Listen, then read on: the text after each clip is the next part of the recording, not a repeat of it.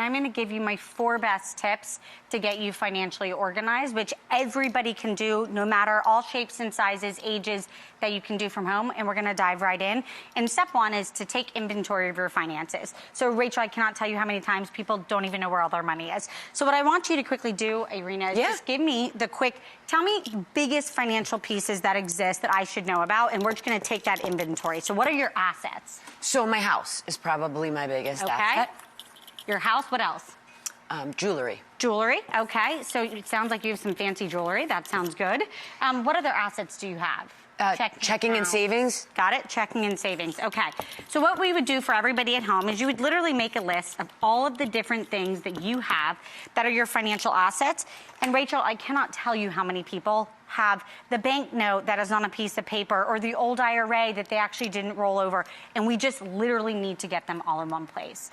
So after we do this, we dive into step 2, which is create a digital money management system. We're recommending the app personalcapital.com. It's a free app you can download, and as you can see in this next image, it actually allows you to track all your cash flows too. So oh wow, look at that, it even has charts like on MSNBC. And you can do it, exactly.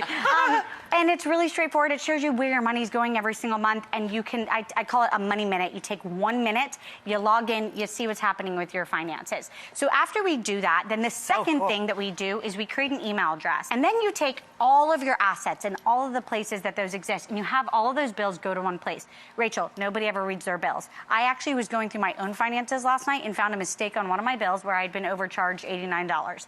Wow. Every time you check, there will be extra money, so I want people to read their bills. So we do that, and then the final thing that we do is we want to take all of your really important documents, and guys, technology is amazing. You can take a screenshot of it, and this is like things like estates, wills, trusts. And what we want you to do is digitize them all and then put them in a safe place or give them to a family member, a sister, et cetera, so that they're all there. And that is basically your digital management system. You can only close 1 credit card a year, not more, because it actually dips your credit score. But we just want you to rein in the amount of places that you have banking, because think of them as live wires. That's a direct place that somebody could have could have identity theft against you. And then the final thing is know your numbers. So for everybody in the audience, everybody everywhere, we care about 3 major numbers, and here's what they are. The first is know your net worth. Rachel, you know, planning with families all the time. Absolutely. It's really straightforward, but most people don't know it. So it's what are your assets, which is what we put up here, minus any debt, so things like your mortgage or car payments. And then what is that number? Everybody should know this. This is your true net worth. Step 2 is making sure that you know your second most important number.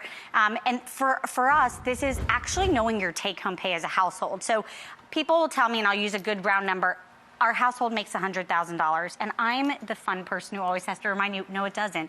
Uncle Sam takes a lot of that. It's actually more like $65,000. Right, you have to look at what your net is. So not what you think you earn, but what you actually get to keep of what you earn. actually, it goes to your bank account. Exactly. So the really important thing here is just starting to think about your life in post-tax dollars, and it really makes a big difference. And then the final thing we want everybody to know is their credit score.